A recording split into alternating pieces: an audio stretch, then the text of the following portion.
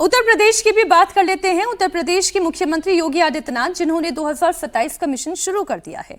आज सीएम योगी आदित्यनाथ बुलंदशहर और संभल के दौरे पर हैं। अब से कुछ देर पहले सीएम योगी ने बुलंदशहर में 574 करोड़ से ज्यादा की परियोजनाओं की सौगात दी।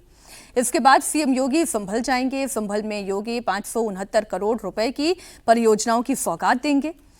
सबसे खास बात तो यह है कि 24 कोसी यात्रा का विकास का काम शुरू होगा, जिसकी मांग कई सालों से संभल के सनातनी कर रहे थे। योगी अतिक्रमण से जो जमीन मुक्त कराई गई है उसे गरीबों को बांटेंगे।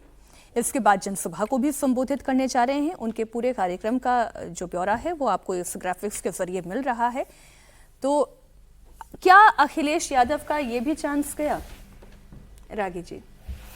मुझे लगता है, क्योंकि संभल को योगी जी ने एक ढंग से आने वाले दिनों में, जिस प्रकार से अयोध्या एक सनातन की लड़ाई का एक केंद्र बन गया था, उसी प्रकार से आने वाले दिनों में हम देखेंगे कि दो सनातन के प्रतीक केंद्र के रूप में खड़े हो रहे हैं। एक संभल और दूसरा मथुरा। मथुरा का मुद्दा भी कृष्ण जन्मभूमि का बहुत गरमाया है। कार सेवा के लिए वहाँ पर कॉल दे दिया है साधु संतों ने, और मुझे नहीं मालूम है कि कितनी भीड़ इकट्ठी होती है, लेकिन कई अखाड़ों ने उसको समर्थन दिया है।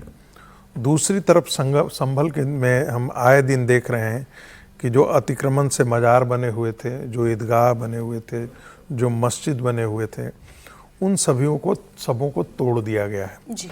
और तोड़ने के बाद एक प्रकार से इस तोड़ फोड़ में एक प्रकार की घोषणा भी है, जिसका जिक्र उन्होंने पहले कहा भी है। कल या परसों की सभा में को संबोधित करते हुए, जब वो शामली में सभा कर रहे थे, तब उन्होंने कहा था योगी आदित्यनाथ जी ने कि ये जो मस्जिद, मज़ार, ईदगाह, इनके सहारे जो डेमोग्राफिक चेंज करने की जो एक षड्यंत्र जारी था उत्तर प्रदेश में, हम उसे ख़त्म करके हम लेंगे।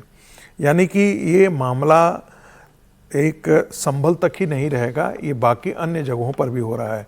बरेली में भी हो रहा है, कानपुर के अंदर भी हो रहा है। तो जो बंगाल के लिए बात कही जा रही थी कि बंगाल में डेमोग्राफिक बहुत बड़ा चेंज आया है, वही उत्तर प्रदेश के लिए भी लागू है। खास करके जो पश्चिमी उत्तर प्रदेश है उसमें बहुत बड़ी डेमोग्राफिक चेंज हुआ है। बड़े बड़े मस्जिदें खड़ी हो गई हैं जो सीमा से सटे हुए इलाके हैं, जहाँ पर मुसलमानों की जनसंख्या भी बहुत कम थी, वहाँ पर भी बड़ी बड़ी भव्य मस्जिदें खड़ी की गई हैं। और जिनके बारे में कहा जाता है कि उन मस्जिदों की फंडिंग पता नहीं लगा कि रातों रात कैसे खड़े हो गए, कहाँ से उनकी फंडिंग की गई है। तो इन सब पर नज़र योगी आदित्यनाथ की है। आने वाले दिनों में आपको लगेगा कि संभल जो है एक नया सनातन के केंद्र के रूप में, जो है वो लड़ाई के केंद्र के रूप में आपको खड़ा मिलेगा। योगी आदित्यनाथ ने क्या कहा वो भी आपको सुना देते हैं और फिर इस पे आगे चर्चा को बढ़ाएंगे। लेकिन 17 के पहले ऐसे नहीं था। 17 के पहले तो बबुआ 12 बजे सो के उठते थे, 2 बजे तक तैयार होते थे, 5 बजते बजते उनके जिम जाने का समय हो जाता था, और 5 उसके बाद जिम से फुर्सत मिली तो फिर उनकी अपनी महफिल बैठ जाती थी। कहां जनता के लिए फुर्सत थी, कहां फुर्सत थी जनता से मिलने की, कहां नौजवानों के बारे में, कहां गरीब के बारे में, कहां महिलाओं के बारे में, कहां अन्नदाता किसानों के बारे में, कहां व्यापारी और उद्यमियों के बारे में उनके पास सोच थी। पहले भी नहीं किया था और आगे भी प्रभु राम ने उन्हें इस लायक नहीं छोड़ा कि अब वे कुछ कर सके। जो बात योगी आदित्यनाथ कह रहे हैं, ये जो राजकुमार जी न्याय का पूरा मॉडल तैयार किया गया है, अब संभल जो कि जहां पे कृष्ण के एक और अवतार, माफ कीजिएगा, विष्णु के एक और अवतार, आखिरी अवतार, कल की अवतार के बारे में बात होती है, अब एक्चुअली वहां पर पूरा रेसिप्रोकेशन वैसा ही दिखाई दे रहा है। अब वो तुष्टीकरण की राजनीति वाला फेज समाप्त हो गया है क्या संभल में? देखिए, योगी आदित्यनाथ के चीफ मिनिस्टर बनने के बाद 2 चीज़ें हुई हैं। एक तो उन्होंने एक नया गवर्नेंस मॉडल अपना पेश किया है, और कुछ लोग उससे असहमत होते हैं, लेकिन जनता उसको लाइक कर रही है।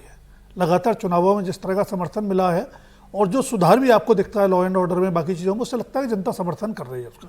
दूसरा, हिंदुत्व का जो कोर एजेंडा है बीजेपी का, उसमें भी योगी आदित्यनाथ बाकी राज्य सरकारों के मुकाबले कहीं ज़्यादा आक्रामकता के साथ आगे बढ़ रहे हैं। तो उसमें संभल भी आता है, ज्ञानवापी भी आती है और श्री कृष्ण जन्मभूमि भी आती है। तो ये लगता ही है कि अगले चुनाव के पहले इन तीनों को एजेंडा पर बहुत ऊपर लाया जाएगा। और जहाँ तक राजनीतिक चुनौती का सवाल है, तो आपने पूछा कि अखिलेश का अगला मौका भी गया क्या, तो मुझे लगता है अखिलेश के लिए चांस तब तक कोई नहीं है जब तक कि बीजेपी खुद कोई गलती नहीं करती। अगर बीजेपी कोई सेल्फ गोल करेगी तब अखिलेश के लिए चांस बनता है, अदरवाइज अगले चुनाव में कोई चांस राजनीतिक समीकरणों के लिहाज से, सामाजिक समीकरणों के लिहाज से और चुनावी तैयारियों के हिसाब से किसी तरह का बनता नहीं।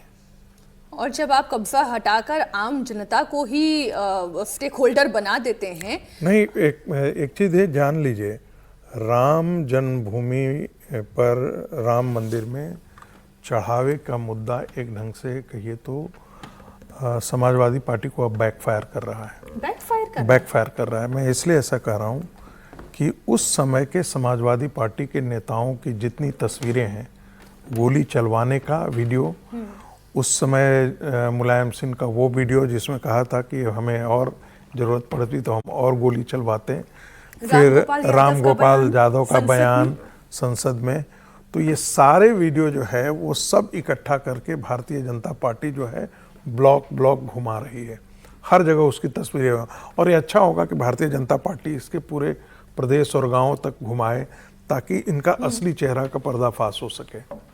राहुल जी, आपका क्या मानना है? बैकफायर कर रहा है राम मंदिर वाला मुद्दा भी, और संभल में जो अभी हो रहा है? संभल की पहले बात कर लेते हैं। देखिए, संभल जो है वो डायनेस्टीज और धर्म का एक इंटरसेक्शन जैसा है कि मतलब महाभारत में उसकी बात हुई है, पुराणों में उसकी बात हुई है। आपने खुद बताया कि विष्णु के जो 10वें अवतार कल्कि, ये प्रोफेसी है कि वो वहाँ पे होंगे। दूसरा मुद्दा ये है कि वो उसकी सिग्निफिकेंस मैंने आपको बताई, लोधी एम्पायर का वो राजधानी रही है जी। और दूसरी तरफ उसका मतलब हिंदू मैथोलॉजी में सिग्निफिकेंस है। अब वहाँ पर क्या हो रहा है, वहाँ पर अगर इलीगल मस्जिदें बन रही हैं, वहाँ पर ईदगाह इलीगल है, वहाँ पर बाकी सब मज़ारें इलीगल बनाई जा रही है, तो अगर सीएम के तौर पर जो योगी हैं वो उसको हटा रहे हैं तो कोई गलत नहीं कर रहे हैं, सब सही कर रहे हैं, उसको सही तरीके से वो कर रहे हैं। और दूसरा, संभल जो है वो समाजवादी पार्टी के लिए भी इम्पोर्टेंट है, तो वहाँ पर उस तरह से राजनीतिक तौर पर भी अगर योगी जी कर रहे हैं तो वो बहुत मतलब अपनी राजनीति को आगे बढ़ाने वाली बात कर रहे हैं। जहाँ तक राम मंदिर का सवाल है, मुझे लगता है कि राम मंदिर में चिंता ज़्यादा जो है वो बीजेपी को करनी चाहिए, जो कुछ वहाँ पे हुआ, और उसको सुधारने के लिए जो कदम वो उठा रहे हैं उसको अच्छे तरीके से उठाया जाना चाहिए।